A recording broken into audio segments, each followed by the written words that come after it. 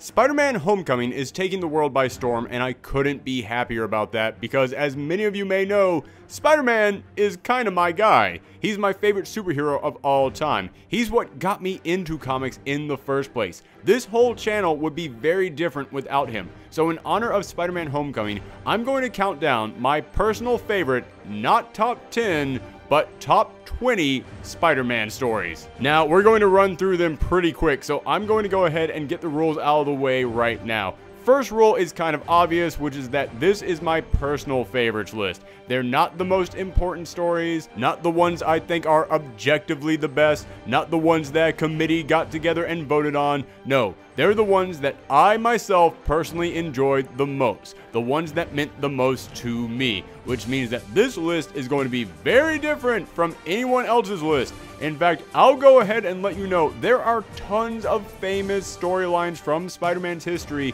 that are not on this list. You heard me.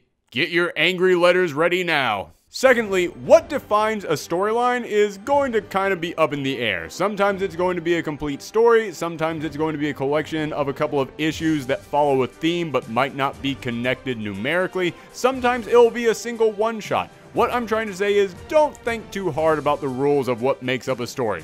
I didn't, and I'm the one making this list. And last rule, these are Spider-Man stories, but they aren't necessarily Peter Parker stories. Sometimes they're stories relating to other people as Spider-Man, sometimes they're relating to his supporting cast, sometimes he's not even in the issue at all, but it shows how the world around him operates. But one way or another, these are stories connected to his universe. Okay, I've killed enough time to swing into number 20, but first, and even though this is a top 20, I can't believe I'm doing this, but there were still so many other stories I wanted to mention. A few very quick honorable mentions. Shed. This is hands down the best Lizard story I ever read. It shows what happens to the Lizard when Kurt Connor's humanity is completely taken out of him, and it did paint him in a very different light. And speaking of storylines that take classic Spider-Man villains and paint them in a new light, Rage of the RHINO. This shows what happens when the RHINO decides he doesn't want to be a supervillain anymore, settles down with a nice lady, and of course it doesn't work out. This gave the RHINO more humanity than any storyline before this, and it also made him more threatening. The Cosmic Spider-Man storyline. This one is purely nostalgic, but I read this as a kid, and as a kid who always wanted to see Spider-Man hit the big time and be the greatest hero out there, seeing him get unlimited power and fighting some of the biggest villains in Marvel was actually a ton of fun. The Christopher Yost Scarlet Spiders series. When I heard that Kane would be becoming the new Scarlet Spider, I had no idea how to feel about this, but this actually became one of the most fun runs on a character I have ever read. I Killed Tomorrow, a very fun two-part storyline that is one of my favorite time travel stories of all time that actually doesn't involve any time traveling. Ultimate Spider-Man Annual #1. If you ever told me that Peter Parker and Kitty Pryde would make a great couple, I'd say you were writing some really crazy fanfics, but I gotta admit, Brian Michael Bendis made them one of my favorite couples in comic book history with this one issue. The Wedding. This issue focuses on the weeks leading up to the marriage of Peter Parker and Mary Jane, and the entire issue shows both of these characters constantly doubting whether or not this is the correct decision. When one of them is sure of it, the other one suddenly becomes unsure of it, and it goes back and forth all throughout, making you actually ask whether or not they really will get married. And I'll admit, a lot of the impact of that question was lost on me because I did know that they did get married when I eventually read this, but if I had been reading it at the time, I'm sure it actually would have been very effective on me. Who Am I? I'm sure this story doesn't hold up as well as I remember it, considering that I read this as a kid, but I always thought that the Chameleon was kind of a lame C-list villain, and this was the first time I ever read one of his stories where I thought, oh my gosh, he actually is a threat and he actually is a criminal mastermind. And lastly, Open All Night. This was a story about one Valentine's Day where Peter Parker accidentally asked out two girls at the Bugle at once, but ends up standing both of them up when he's knocked unconscious by the Vulture. It's lighthearted and fun, and J. Jonah Jameson is written in a way that only Darwin Cook could capture, and I loved it because it showed how the Bugle operates on just an average night. Not when the world is ending, not when a supervillain is attacking, not even when Peter Parker is around, just how does it operate on a Valentine's night when everyone is just heading home. It added a lot of humanity to this staple of the Marvel Universe. Alright, now at number 20, Venom. The original Venom storyline made this character famous for a reason. I remember reading this story thinking, holy cow, he's stronger than Spidey, can't set off his spider sense, and he knows his secret identity. He's unstoppable. Yeah, the original Venom storyline established why this guy was a huge threat, not just to Spider-Man, but to Peter Parker. I remember one scene where he just shows up at Aunt May's house and is sweet-talking her while Peter is trying to pull him away with everything that he's got, but Venom won't even budge. In that moment, I seriously felt afraid for Peter Parker. Number 19, Astonishing Spider-Man and Wolverine. This one gets overlooked by so many people, but I love this storyline. It was a team-up between Marvel's Odd Couple when they got blasted through time and space, fighting everything from planet-sized Dr. Dooms, time-traveling gangsters, and Mojo, but in all that craziness, it actually showed these two bonding and kind of becoming like brothers. It actually did a great job explaining why, despite all their differences, these two actually complement each other very well. Plus, it's just a great look at Spider-Man's character. Not to give too much away, but this whole storyline ends with him saving the day from impossible odds just by telling a joke. Number 18, the COMMUTER COMETH. I've always said that one of the reasons so many people look up to Spider-Man is he's the guy who life just keeps beating down, but he keeps trying. But typically that leads to really depressing, heavy storylines. This is the best issue I can think of that just shows how awful Peter's luck is in a fun way, as Spider-Man has to go to the suburbs and finds himself being yelled at by neighbors, chased by dogs, and unable to swing since this place has no buildings. It's a fun fish out of war story that shows Peter's misfortunes are actually kind of humorous sometimes. Number 17, Civil War. Not the main storyline, the tie-ins. Yes, despite what you might think about the actual Civil War storyline, the Civil War tie-ins in the Amazing Spider-Man series actually knocked it out of the park. This filled in all the gaps of the main series to show how Pete went from registered hero to rebel and showed the emotional journey he really had to go through to reach that point. It showed the weight he had to carry. It showed how it affected his loved ones. Normally in big, massive event crossovers, I say skip all the tie-ins. This one, you can skip the main event and just read this tie-in. Number 16, Miles Morales. I've always said the thing that makes Spider-Man great is that he's the everyman. He's the guy we can all look at and relate to, and because of that, it means that Spider-Man really can be everyone. And that's what I loved about the origin story of Miles Morales. It showed a whole new character with a whole new background and whole new history coming into this mantle, and despite not being Peter Parker, he still totally captured what I love about Spider-Man. Number 15, the superior foes of Spider-Man. Spider-Man has a lot of great villains, but he also has a lot of losers. Lots and lots of losers. And the Superior Foes of Spider-Man was a series that showed what the Marvel Universe is like from their point of view. It was one of the funniest books I had ever read, but it was also loaded with twists and turns that kept me engaged and even gave some depths to these one-note characters, while at the same time being totally unapologetic about what a-holes they were. Number 14, Birthday Boy. This one wasn't actually even a full story. It was just a backup story in another book, and again, it's kind of evenly about Spider-Man and Wolverine, but in just a few pages, it showed who Spider-Man is and why, even though you would never picture Spidey and Wolverine being friends, there's actually a reason the two of them work so well together. Basically, Wolverine invites Spidey out drinking and gets into a fight at the bar where he almost kills someone. Peter has to pull him out of there and ask what this was all about, at which point Logan walks off and reveals it was his birthday, and he wanted to spend it with Spidey because when he got into that fight at the bar, he thought Logan wouldn't kill anyone. He thought there was good in him, which is more than most people do. For something so short, it actually was really touching. Number 13, To Have and To Hold.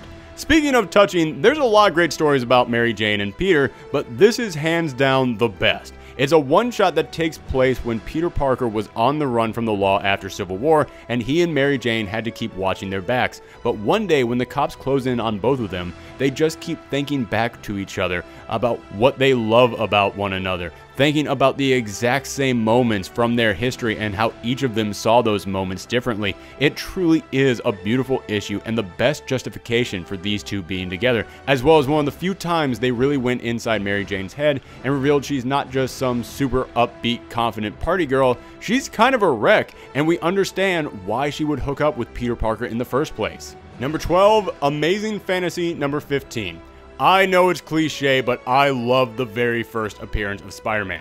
Not because of how important it is, but just because of how much we get to know this character. How much ground is covered in just one issue.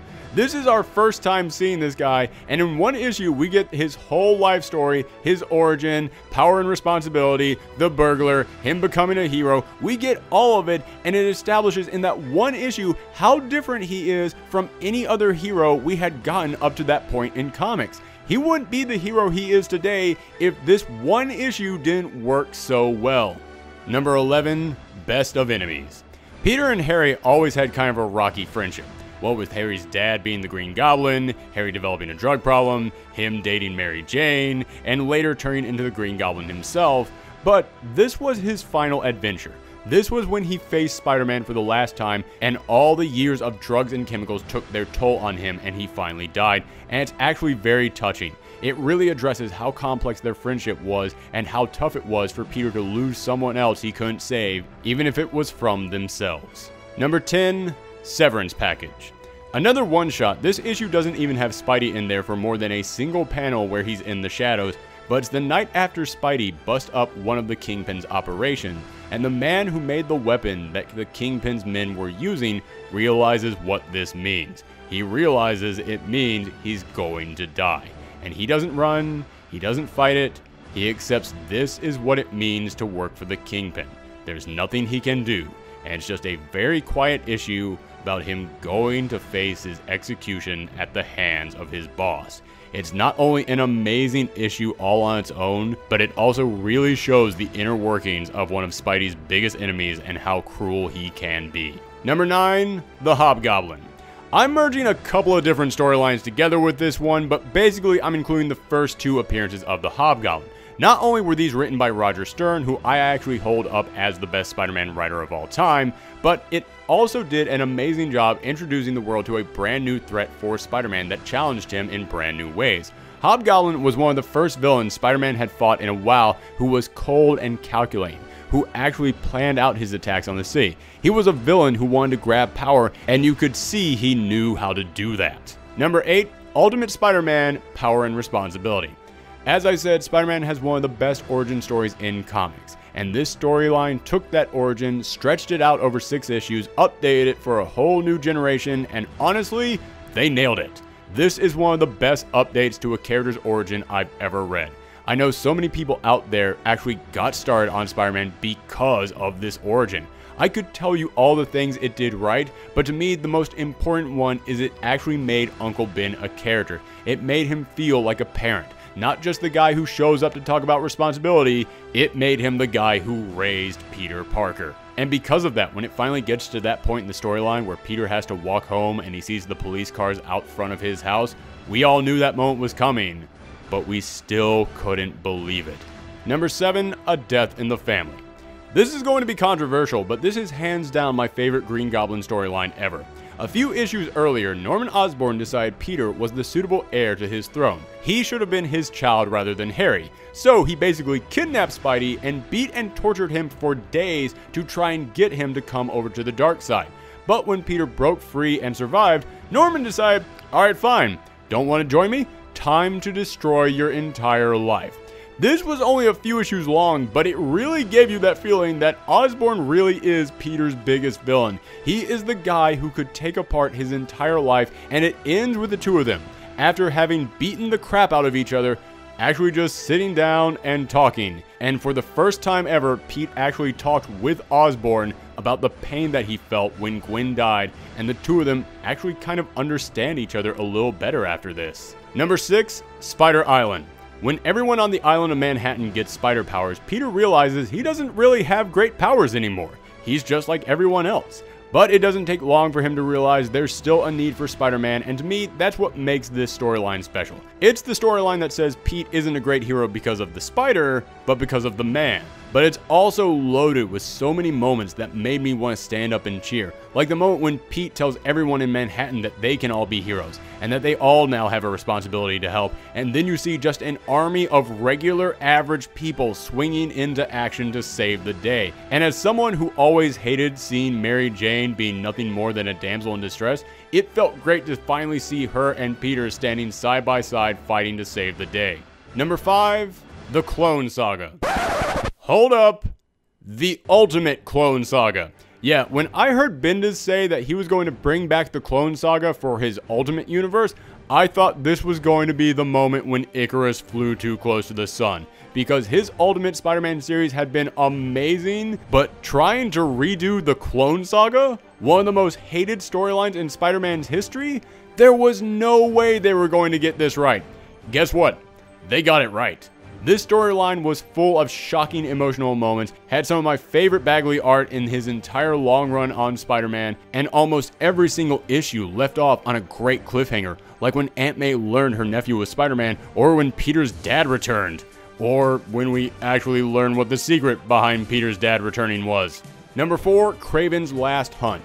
I always thought Kraven was a cool villain, but I didn't know if he was really worthy of being a major player in Spidey's life. But this one not only showed what a threat he was, it also gave him his swan song.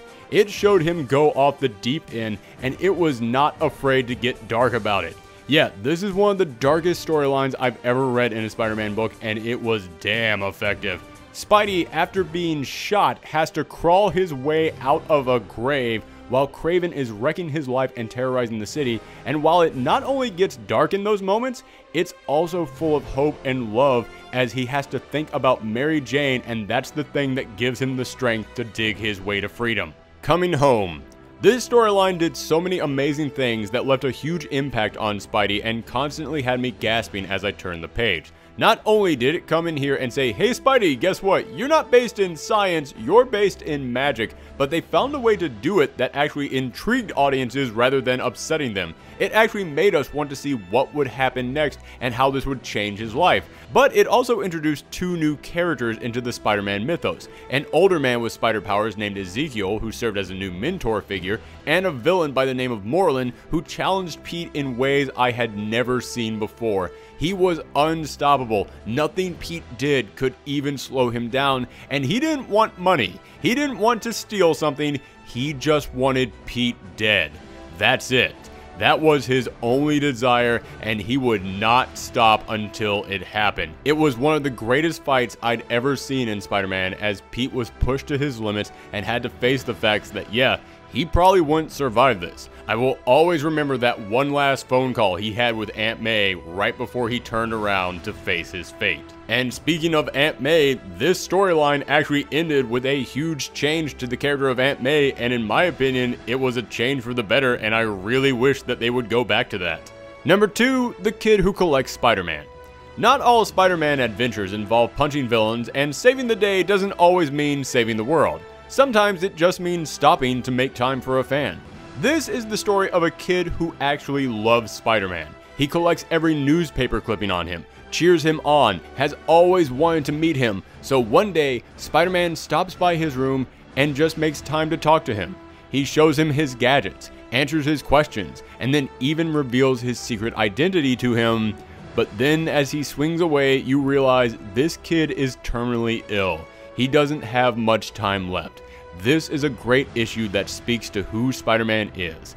This kid is going to die from something that Spider-Man can't defeat, but he can be there for him and try to make his final days as happy as possible.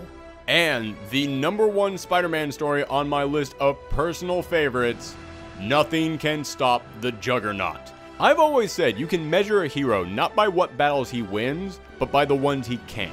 How does a hero deal with an obstacle he can't move? How does he deal with that villain that he can't defeat?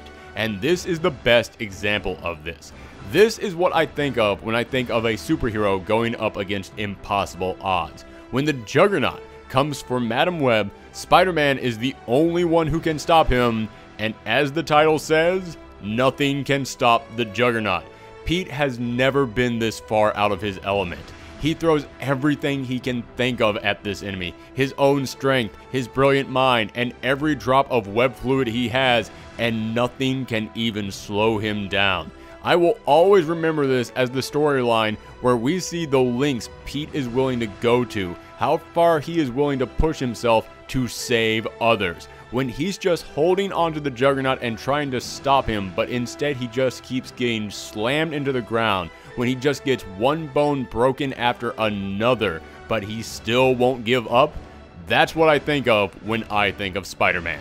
So there you go, folks. That is my top 20 and several honorable mentions of my personal favorite Spider-Man stories of all time. Let me know in the comments down below what your favorite Spider-Man stories of all time are, and if you happen to have missed our previous discussion of the most recent Peter Parker Spectacular Spider-Man issue, it's right up there, but you can also check out our review of Spider-Man Homecoming. Spoiler alert, I absolutely loved it, by clicking down there. Thanks for tuning in, everyone, and as always, you can follow me on Twitter, Twitch, and Tumblr at Professor Thorgy. Come back next time. Bye.